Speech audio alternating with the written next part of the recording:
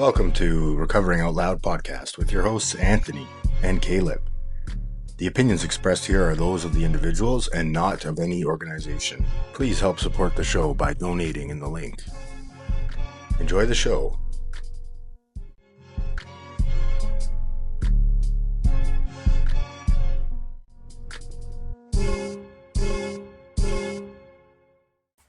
All right, fuck, man. We finally got this going. I know, bro. I feel like this has been going on for a long time. I've only been talking about it for like, 2 months now? Yeah. Yeah, man. All right, well, I was thinking, we've been thinking about ideas for a while. And I guess we'll start off by giving our short versions of our stories and go from there. We're learning in the process, but I think the main reason I wanted to start this was, I think I wanted to help people out there that have no idea about recovery, right? Because, you're somebody that came in and you had no idea how to get sober. Zero idea. Yeah, so, why don't you talk about, what your life was like in active addiction? Yeah, just to touch on what you said first, I'm from a small community, right? And, there's, literally, not even 2,000 people where I live. And before I got some help with my problem, I just thought either you did drugs or you didn't do drugs. And for the people that did do drugs or and alcohol and had a problem, I thought if you stop, you just stop and life is normal, right? So, which is not correct at all for the people out there watching. I went to a facility and I got some help, and that was my first experience with recovery and some of the education that's out there for us. But yeah, I'm from a small community up north. For people watching to try and make sense of it, kind of near the Thunder Bay, Sault Ste. Marie area. How far is that from Toronto? That's a 12-hour drive. It's about 1,000 kilometers from GTA area. So yeah, very cold, small little area. I grew up there. I was born there. My whole family lives there. 80% of my family, grandparents, aunts, uncles. I got a family that's out in this area too. But most of all my family's from Manitouwadge. It's called Manitouwadge. Not Manitouche. Not Manitouche. So I grew up there. I'm blessed, man. I have a beautiful family. They spoiled me rotten. They gave me everything a young kid needed. They showed me the ways. My dad raised me to be hardworking, not lazy, and even though I'm still not a very independent person yet, he tried to raise me to be an independent person, Yeah. But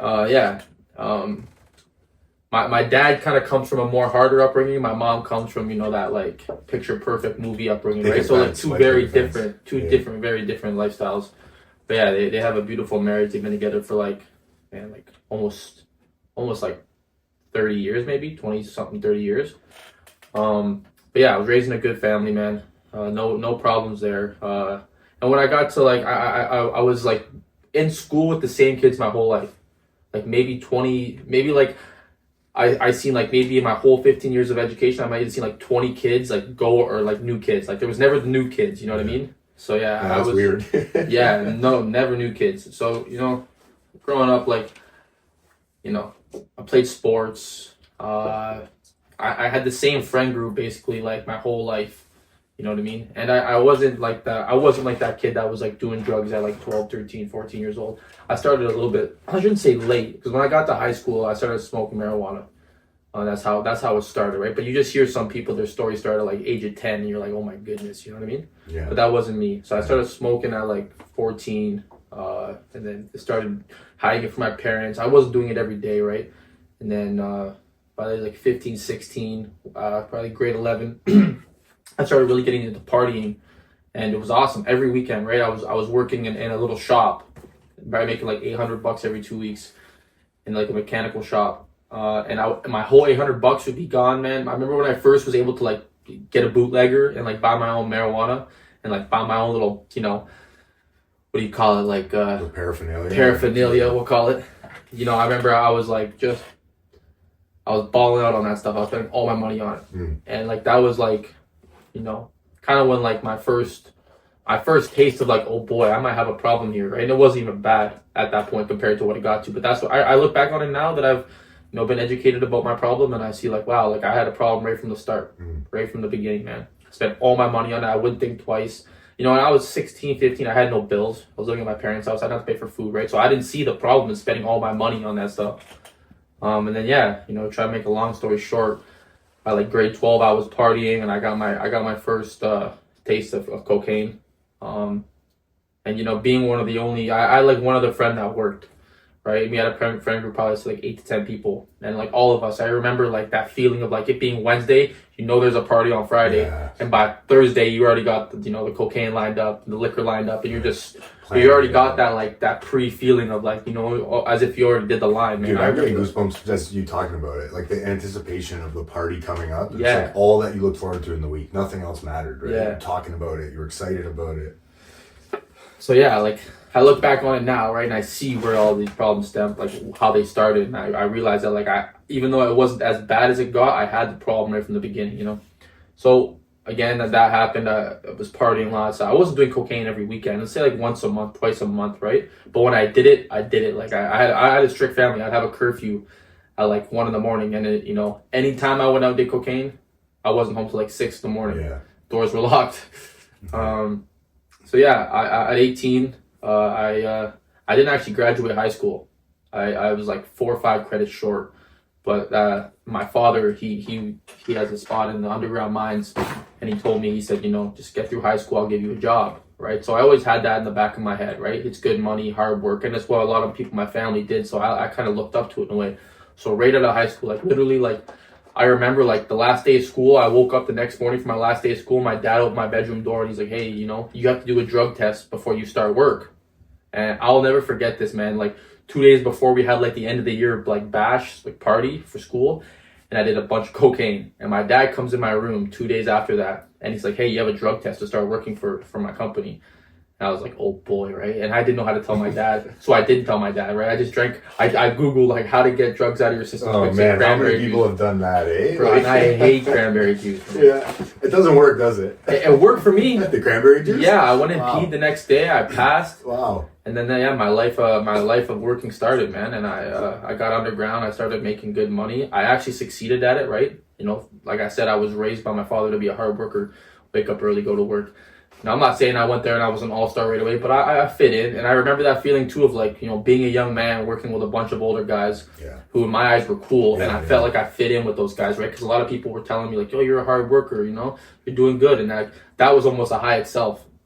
So I took it so serious, man. Like, I would work so much overtime, work all the time. But that is when I got introduced. Well, let me run it back here. I got into a bad dirt bike accident right around about a year after working underground. In my first year underground, I never did my DOC at the time. I was just doing like other drugs at work to give me energy, right? And you know, I wasn't saving really any money. I was spending like all my money, like thousands and thousands of dollars a month on like stupid stuff, man, like clothes, drugs, alcohol, women, right? I was in a relationship at the time, man, and I treated my girlfriend horribly. Like, you know, I would lie to her, you know, just, you know, horrible things, man. All that behavior that goes along with it. All that behavior, all that addictive behavior that, like, you know, being an addiction, your behavior doesn't just mean doing drugs every day. It's the way you treat people, the way you respect your relationships, you know, having boundaries, letting people do whatever they want and giving people whatever they want, right? That was me, man. So yeah, about 19, I got into a really bad motocross accident, and I ended up breaking my elbow. I hurt my head real bad. And you still have that scar today? Yeah, I still got a scar on my forehead. But yeah, I was like 4 hours away from home. I got into a bad accident. Nobody knew where I was. My parents, my girlfriend at the time. And yeah, I woke up on one of my friend's couches, man. And I was like, my arm was snapped and my head was cut right wide open. And then yeah, he brought me to the hospital the next day. It was just like, I'll show a picture on the Instagram page of what I look like. And like, we were so messed up, bro, that for like 15, 16 hours, maybe even a whole day, he didn't bring me to the hospital. My friends like, sleep it off. And he was messed up too. I woke up, man. I remember I got off the couch and my arm flopped. And it was like horrible. So how old were you at this time? I was about 19. Wow. My girlfriend brings me to the hospital. My buddy brings me to the hospital. I go there. The doctor is like, yo, you need surgery like now. You know, he's like, what are you doing? Where have you been? Because you could tell it didn't just happen. It'd been a little bit, right? Like some blood was dried up and stuff. And then, yeah, that same day, the doctor brought in the first ever 2 Percocets I've seen in my life. Opiates. You know, opiates, man. And for those who are struggling out there with opiates, man, I pray for you every day because that stuff's not easy, you know. Yeah. So it brings me my first 2 Percocets. I had never seen these before, but I had one friend. I wasn't like a good friend of mine, but a guy that I hung around with that did Percocets, and he talked about them like they were like, you know, 2 angels, man. And I understood what he meant when I tried them, because I remember being in the hospital bed, like never been in pain like this in my life. I was so scared because I hate surgeries. My family is like worried sick about where I am, right? Because I hadn't answered my phone in a day. And my friend puts on his social media, he puts a picture of me on the couch. And then he passes out drunk. So there's this picture of me online of me like hurting, you know, like bashed right up. So my family sees that. They can't get a hold of me. It's the whole catastrophe. And I wake up and I'm in this horrible mind state, physical state as well. And then I remember I took those 2 Percocets, man, and like, it was like... What did you feel? Yeah, what was that feeling like? I remember someone told me this when I started getting help. They asked me, they said like, what did it feel like when you get high? And I'm trying to describe it, right? And he said, did it feel like the warmest hug you ever been given in your life? And it felt like the warmest hug, man. Like God come down and just wrapped his arms around you, bro. You know? So yeah, that's what I felt. And dude, I didn't even get my surgery that day. I felt like on such a high cloud. I told the doctor, I will never forget this, bro. I was so scared to get my surgery. I told the doctor, I said, my sister is getting married tomorrow.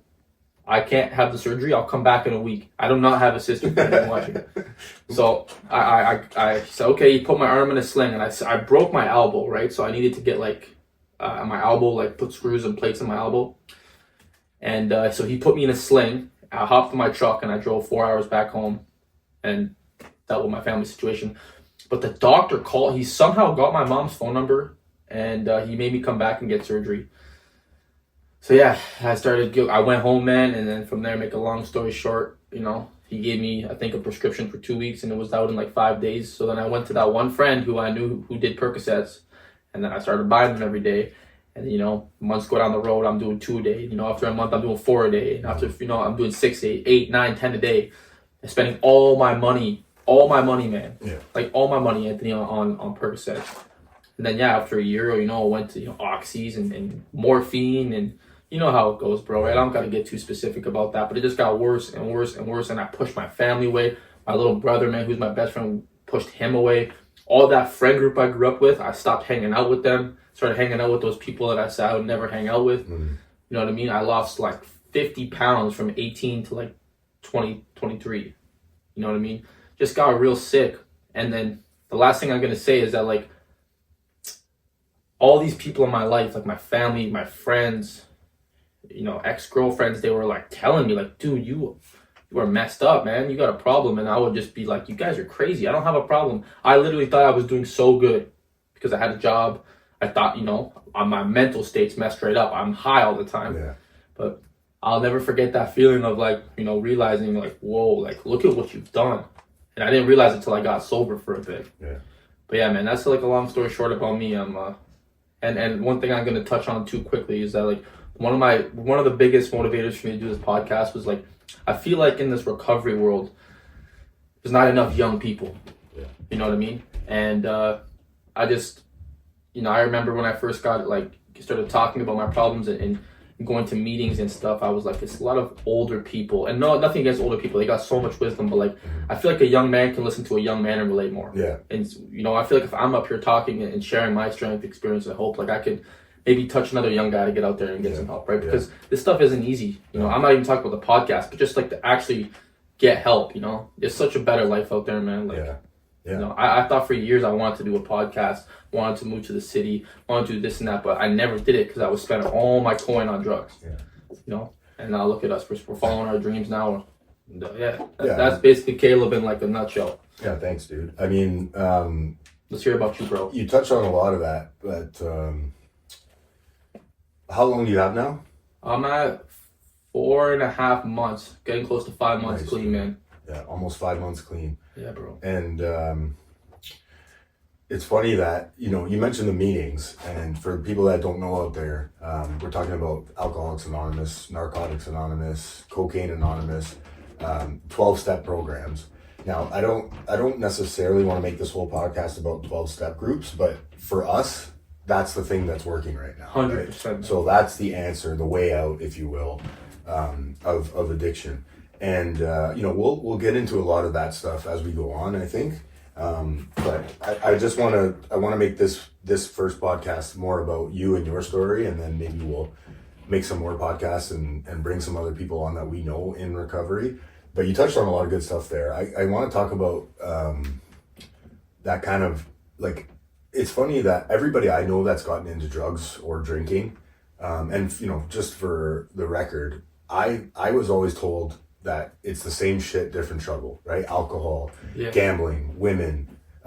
We tend to use these things to fix our internal state, right? We grab these external things just to fill this kind of hole that we have inside to make ourselves feel better, because at the end of the day, we don't really like ourselves, right? We kind of dig this hole.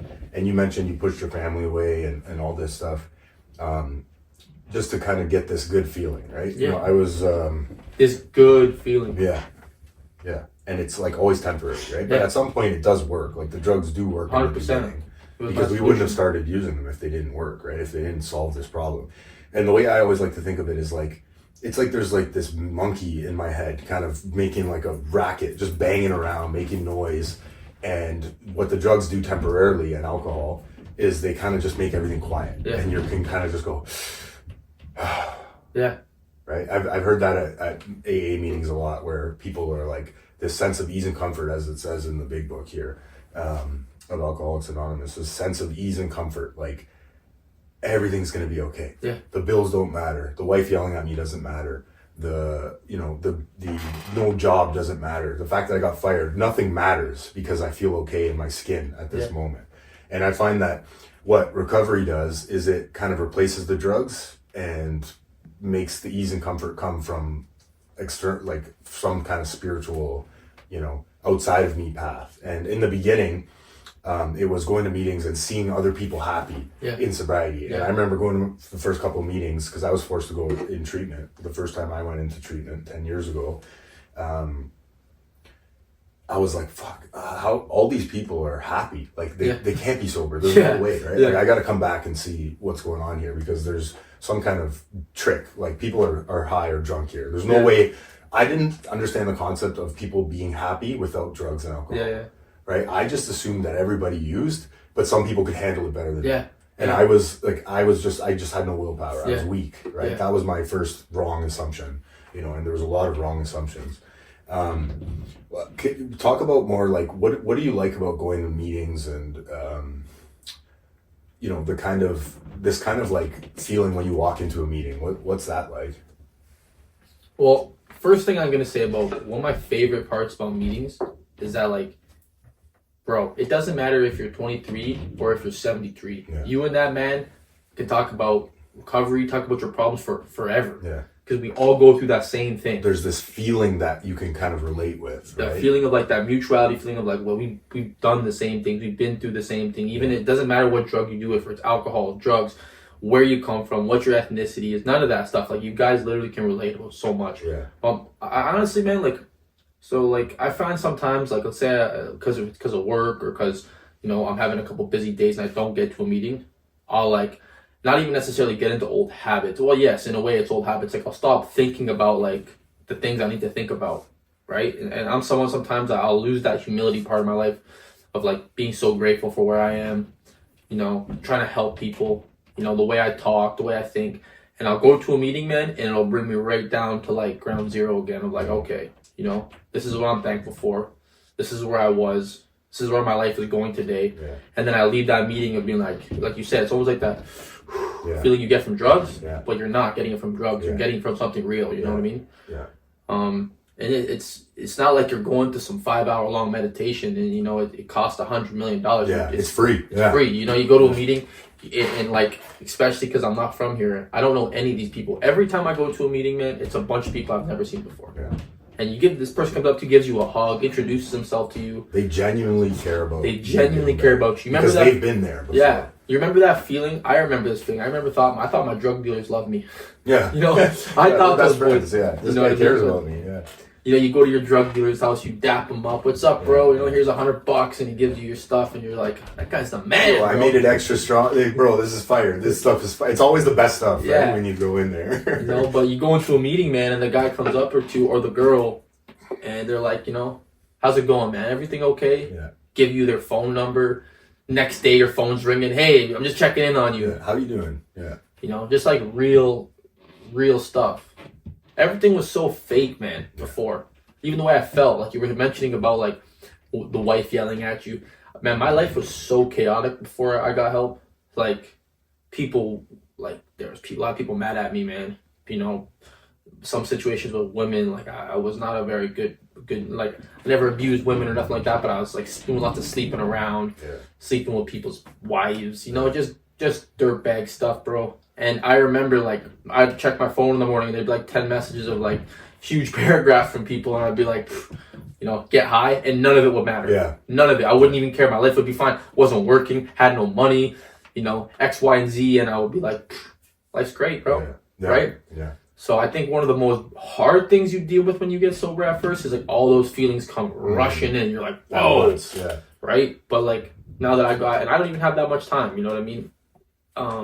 But I'm starting to be able to navigate through these things better, right? Like and you deal with things. You ever find sometimes like a lot of things you like, I mean, I live with you, so I know exactly what, I know you're doing this stuff, but like, you know, whether it's like financial situations, whether it's work situations, whether it's like just something simple as like answering emails. These are things I never did when I was high. I didn't care. Can't even comprehend. You know what I mean? How am I going to do this? So now I actually deal with things. I'm like, you know, sometimes I don't take 1,000 steps a day. Something maybe it's 200 steps, and I'm talking like theoretically here, right? Towards like recovery, towards recovery, life. towards your life. You're getting things done. Yeah.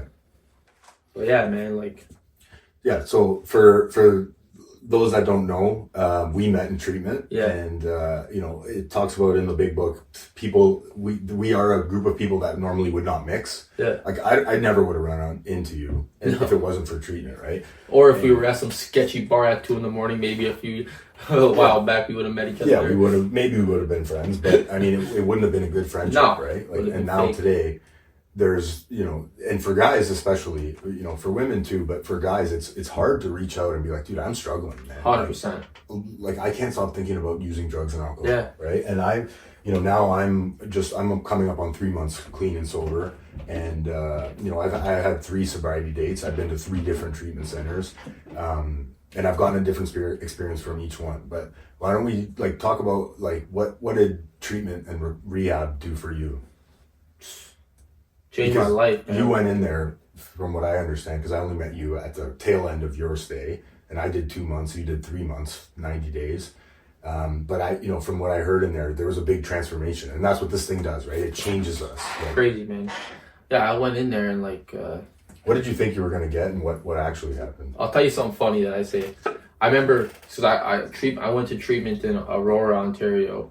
And that's like... It's about 20 minutes north of Toronto, 30 minutes. Yeah, so it's way up here. And I just remember my brother and my dad come to my house, and they're like, you know, you need to go to treatment, yada, yada, yada. Had that long conversation. They had like a mini intervention. Yeah, and I went, man, because I was so hopeless. Like I had... there's nowhere to go from here. Well, back in my house and get high again. Yeah. Don't have any drugs to get high. So it was like... I didn't go because I was like, okay, I'm gonna change my life. Yeah. You know, that was not my mindset. You were desperate. That was desperate, man. I was like on my knees. Yeah. On my knees, right? So I went there. I did a 10-day detox, and in the first 10 days, like they completely isolate you in a room, and you know, I slept off my withdrawals. Yeah, man, I could like physically. I remember being there. I was like, oh my gosh, and you can't use the phone, so I wasn't contacting my family or nothing. But yeah, for the first month I was in there, man, like I had developed these horrible behavioral issues in like my 5 years of addiction, right? Like not caring about people, having no respect, no man, like just all these things I was raised to do. I lost all of those good, all the values and morals that your family brought you up on. You know, and I went in there like 145 pounds soaking wet, just a little skeleton sick kid, man. And for my first month, I was very like rebellious in there. I didn't follow the rules, man. I found any reason to not like the place. Yeah. You know, there's beautiful, you know, private facilities. People are trying to help me change my life.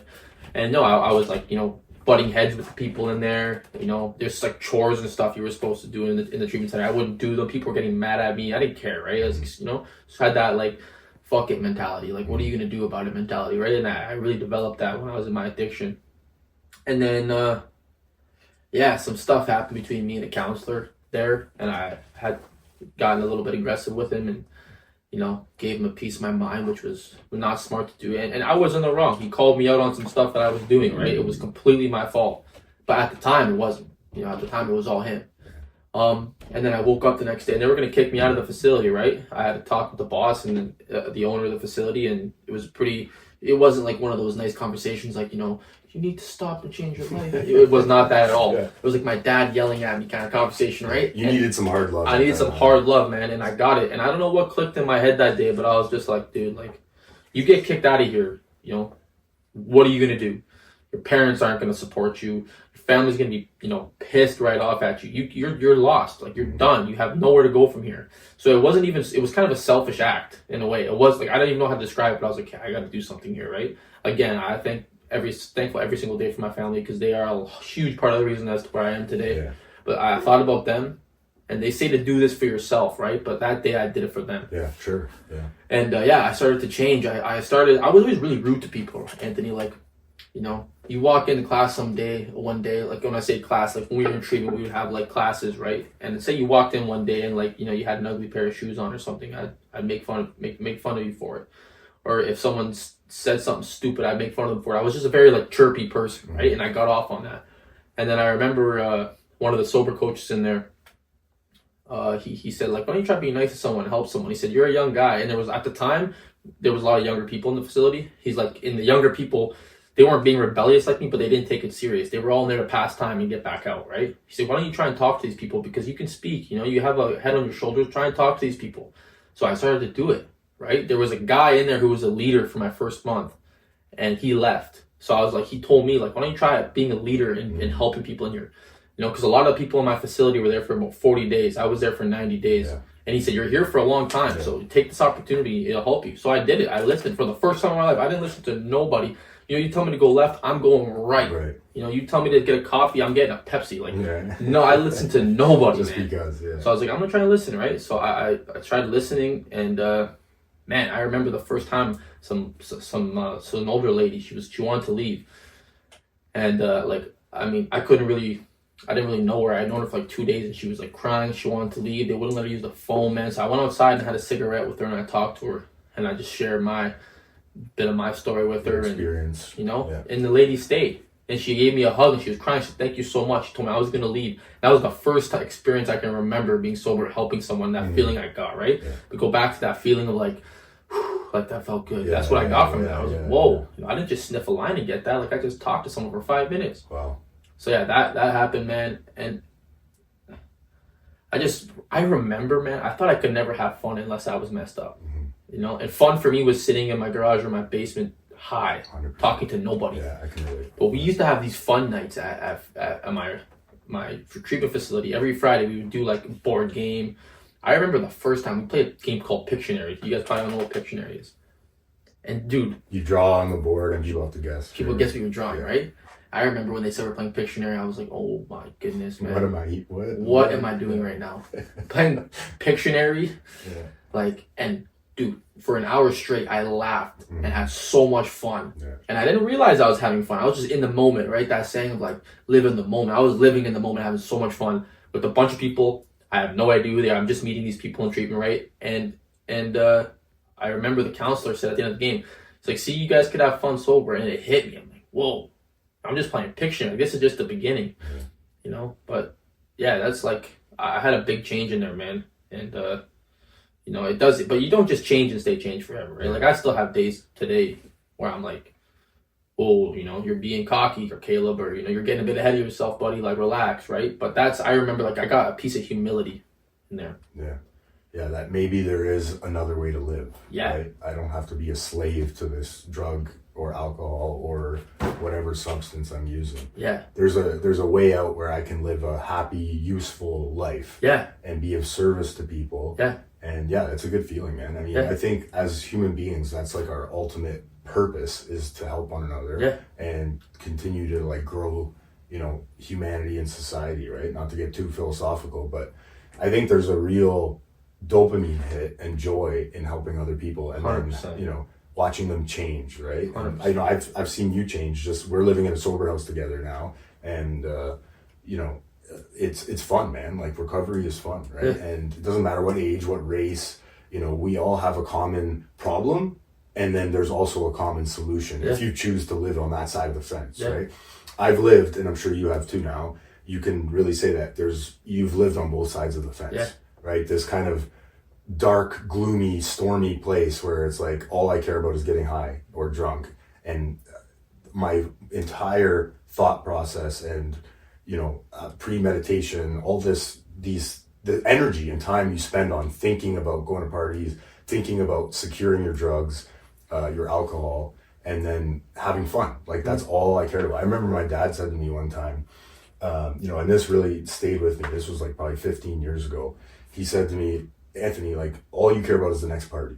That's all you care about. And he was right. I said to him, I was like, Dad, I'm not even having fun anymore. Like I remember I said that. That was the first time I was honest in my addiction. I was like, Dad, I'm not even having fun anymore. I can't stop. And my thing was cocaine, right? What did your dad say to you when you said that to him? He just didn't understand it, man. Yeah. He was, he just thought I was being stupid. Like, just figure it out. Just get your life together. Yeah. Right? And, I was, you're 23 now. I was 23 when I first came in to recovery.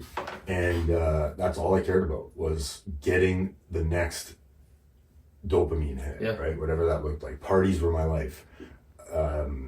My idea of fun was like hotel rooms by myself. Right? Because people didn't use the way I used. I never understood. I remember I would put out a line and it would be, twice the size of everyone else's. And I hated that feeling of people like, dude, you're going to do all that right now? Yeah. And I just remember looking at them and like, oh, dude, it was like a gut punch. I don't like this at all, right? I need to find, and then I went out and I found people that were, quote unquote, worse than me, right?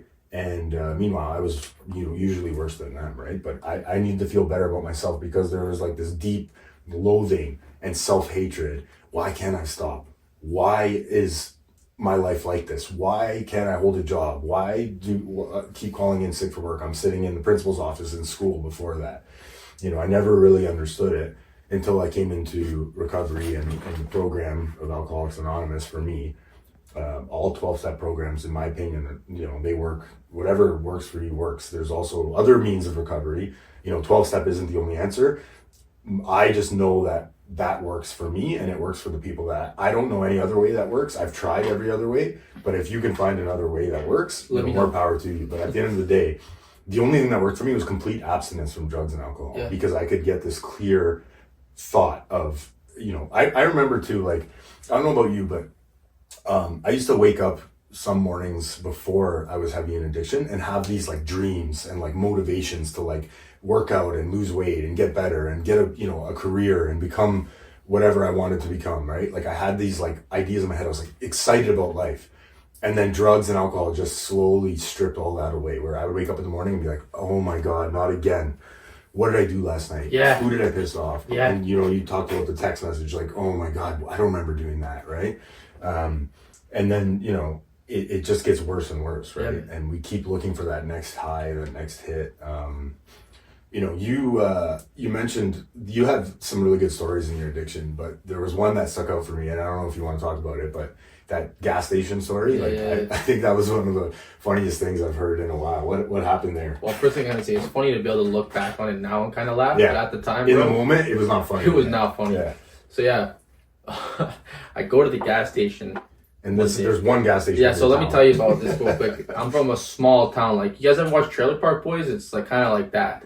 Small town, man. Like the nearest Tim Hortons is like 3 hours away. Which that should tell you everything about it. Should tell you everything you need to know.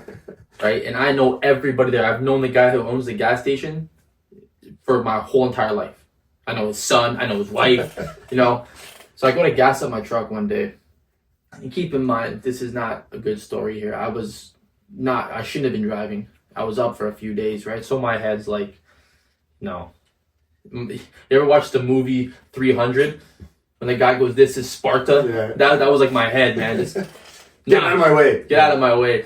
So I show up, my truck was on empty, so I put the nozzle in my truck, right? And I put the switch on, and it takes like, 10 minutes, 5 minutes to fill up. So while my truck is filling up, I'm like, oh, I'll go inside and I'll shoot the shit with the owner, right? Get a pack of cigarettes, get a drink or something. So I'm in there and we're talking about whatever we're talking about. And I forget that I didn't forget at the time. I waited for my truck to fill up, right? And then I was going to pay for it, go back out, take the nozzle out. So anyways, we talked for like 15 minutes, man. And it's a small town, so it's not like in the city where there's 20 people waiting to get gas. In line, yeah. My truck, I could park my truck at the thing and no one's coming away. There's no one doing lottery tickets and taking 3 hours. No. So yeah, I go back in my truck after I pay for my gas. I did not take the nozzle out. I hop right back in my truck, start my truck up, blare some music, you know what I mean? Probably cigarette in your mouth. Cigarette in the mouth, man. And I drove away with the nozzle still in my truck, and I ripped the nozzle right off the gas tank, man. Yeah. I didn't have no idea. And I live the town's so small, so it took me like 45 seconds to pull my driveway, right? And I don't know what happened. It ripped off the gas tank, but it didn't stay in my truck. So when I got it on my truck, I remember my gas cap was still open. Like, oh, I forgot to shut my gas cap. So I shut my gas cap. Well, no big deal, right? And then, yeah, I go back in my house, and like 10 minutes later, there's a knock at my door. I'm like, oh, who's here to see me? Like, no one ever comes and knocks at my door. No one knocks on the door now. I go upstairs, and it's the gas station owner. And he's an older fella, man. He's like 7 years old, this short old man. And he's losing his mind on me, man. You ripped the gas truck, the gas nozzle off the gas tank. We're not going to be able to sell gas for the next week. Losing his mind on me, man. And I was like, oh, boy. But yeah, and the stuff that used to happen, bro. Didn't you shut down the gas station for like a day? Yeah, no one could get gas. You know what? Like just picture this, man. Like, you know, if something had happened like that, you'd probably like, hear it on the news in Toronto. I go on Facebook, and he puts in all capitals on his Facebook page. Gas station your gas pump number 2 will be shut down for X amount of days. It was like a week that gas pump didn't work, man. Yeah. Mom, Dad, if you're listening, sorry I didn't tell you guys that one, but yeah, a lot of stuff that they found out after I got sober, right? Yeah. But I think too, it's important to kind of laugh about this stuff too, because you know, we don't have to live that way anymore. Yeah. Right. Yeah. Like, we don't have to hurt people around us if we don't want to. We have a choice now. I have a choice today. Yeah. If I want to, when we finish this podcast, I can go out and drink. Yeah. I have a choice. I always have a choice. I was taught that by one of my sponsors. I always have a choice to pick up. Yeah. But once I do put that first one in me, the choice is gone. Is gone. The disease kicks in, and I'm gone. I don't know what's going to happen. And I've proven that to myself, right? I might have some idea of what I'm going to do, but I'm gone at the end of the day. I could die. I could end up in jail. I could end up in a psych ward and back in rehab. And those are, pretty much the 3 or 4 options that are going to happen. Yeah. But I have a choice today to pick up that first one. And it's hard sometimes, right? I really struggle with that sometimes, where, there's days where, a drug or a drink seems like a good idea because I don't remember how bad it got. And my brain is tricking me and telling me what I've learned now, that it's going to be okay. It'll be fun, right? But that's not the case. It always gets worse. They call it a progressive disease for a reason. Yeah. I'm doing new drugs that I said I wouldn't do before. I'm trying meth. I'm doing benzos, right? And I'm stealing, lying, and cheating the whole way through to get my way, right? So I think it's important to note that, if you're struggling out there, there is a way out. Yeah. Just talk to somebody, reach out. I'm going to put some links after this video to some helpful things that keep me sober, some podcasts that I use, and then some other links, that if you're struggling, there's an answer. You don't have to keep struggling like this anymore, right? But and just quickly, when you said like the hurting people part, man, one of the things I'm most grateful for, one of the best things that have happened to me in sobriety, is when I was in treatment, right? My mom, she struggles with a disease called multiple sclerosis, right? She's had it her whole life. And there's a few things she deals with, but one of the biggest things is she cannot sleep at night. Well, she has horrible sleep at night. And stress, like, she gets it a lot worse than normal people, right? And I remember, well, I shouldn't say I remember, because I don't really remember. I was messed up out of my mind. But my dad would tell me, like, dude, you're killing your mom. You're killing your mom, literally. And, like, I didn't think he really meant it, like, how he meant it, right? I just thought he was yapping, stop doing drugs, right? But I would take that with like a grain of salt. I wouldn't think about it for longer than 2 seconds. My mom was fine, I would think. I remember, because I called my parents. In treatment, we only got to use the phone for 15 minutes a day. Mm-hmm. And the first thing I'm going to mention about that is I remember one of my counselors, man, he said to me, I was bitching one day, like, we need the phone longer than 15 minutes, right? Like, this is stupid. I could say 5 words in 15 minutes. And he said, how many, or I forget how he said it, but he's like, how often did you spend 15 minutes a day talking to your mother before you come here? And I was like, oh my God. I wouldn't talk to my mom like that. I never answered the phone. Never answered the phone. I called my mom one day, and this is when I was starting to do a little bit better, right? I was like kind of going through like the first phase of like changing, and the treatment center, my mom is one of those moms, man, emailing the teachers every day. She's checking on me every day, 5 times. Is he listening? Yeah. So she calls and she heard I was doing better because she was calling for the first 3-4 weeks, and it was just like, yo, your son's an animal. You need to come get this dog. So she calls and she heard I was doing better, right? And I called my mom that day and she said, you know, it's a nice feeling being able to go to bed every night and like know you're safe, and like I actually get some sleep at night. You know? That's awesome. And I was just like, well, I started crying, man. I was like, oh my God, man. Like, my mom wasn't sleeping at night. Like, my parents, and they literally felt this, and I thought it was exaggerated, but they didn't know if I was alive a lot of the time. They'd come to my house to see if I'm alive. You know what I mean? They would tell me now that I've been in sobriety, they would like go on Facebook to see the last time I was active just to make sure it wasn't like a long time ago. You know what I mean? You had no idea about it. No idea. You were in it. Yeah. And the second thing I wanted to mention is that both of us too, because I met your family, man. You have a beautiful family, and you met my family. Yeah, I'm blessed. And we come from these great families.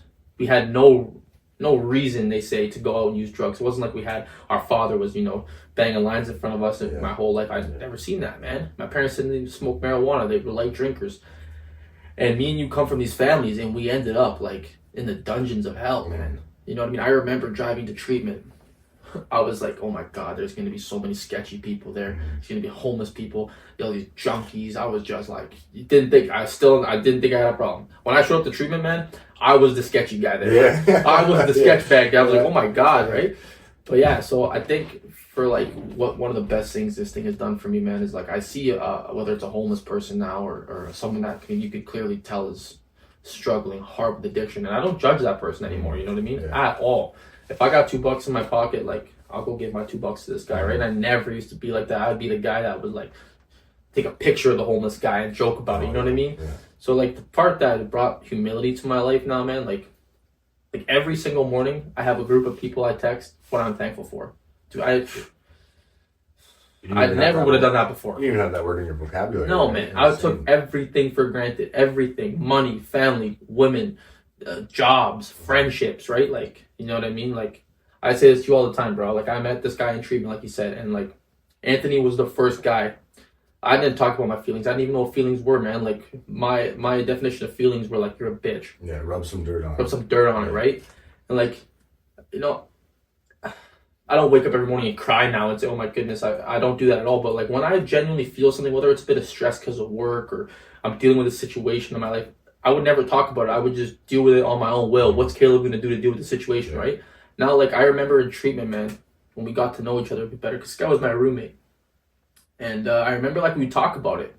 And you would share your, like, I would tell you what I'm going through, and you wouldn't judge me. We would laugh about some things sometimes, but you know what I mean? We'd actually have some serious conversations, man. And then you would tell me, like, yo, when I was this age, whatever, I dealt with this. This happened to me. This is what I did. Yeah. And vice versa. You know, we'd talk about it, and I was like, wow. And you were the first person, man, that I can remember, besides a counselor, that I ever, like, opened up to about some things. And I was like, whoa, like, that wasn't hard to do. Well, it wasn't easy, but, you know, it wasn't, like, as hard as I thought it was. Yeah. So, like, for any of those macho men out there, trust me, bro, I was a macho man. You know, you can talk about your feelings. And, like, it doesn't just have to mean, like, oh, I'm sad, I'm depressed. If that's what you're going through, let's talk about it. But, like, just talk. You know, still, even being almost 5 months sober, I still struggle to pick up that phone sometimes and talk to someone, right? Yeah. Sometimes I'll get a phone call after 2-3 days of not reaching out, and it's one of my brothers, and he's like, hey, man, everything good? And I'm like, okay, like, you know, you talk. Yeah. Right? Yeah. And, you know, what it is they're offering you a different perspective. Yeah. You can take it or leave it. Yeah. Or keep sitting in your shit. Yeah. Or you can, you know, choose to try something new and do what they did, right? Yeah. Whether it's going for a walk, or going to the gym, or calling somebody and just getting it out there. Yeah. Because there is a lot of power in, like, hey man, Kaleb, I'm struggling today. Yeah. And I'm thinking about drugs. And then you say it aloud, you're like, oh, you know, it kind of loses its power, right? You're like, oh, that's kind of, why am I thinking about that, right? Yeah. And I'm gonna be okay at the end of the day. Yeah. Like, I don't have to go and pick up. I don't have to go and use. I don't have to go and start the cycle again, right? Yeah. So I think, that was great, man. Thanks for telling your story. Yeah, and, brother. I think we'll wrap up with, you know, just this. If you're struggling out there, you know, reach out, do something different, right? Nothing changes if nothing changes. And, you know, there's lots of ways to get sober. This is the way that worked for us, and we'll continue to talk about it and do some questions and Q&A sessions. But at the end of the day, like, this stuff keeps me sober. Yeah. And, you know, it helps me. Yep. And, you know, you don't realize that you might be helping someone more than they're helping you sometimes, right? Yeah, so, man. And just like one last thing I gotta say is if you're out there and you're still using drugs, even if you're sniffing a line as we're watching right now, bro, like, just know, like, first of all, I love you and everything's gonna be all right if you want it to be all right. There's no judgment on that one. But look at your life, man. Look at your life and think about it. No matter your age, where you're at, none of that stuff. Just look like how well are you managing your life right now.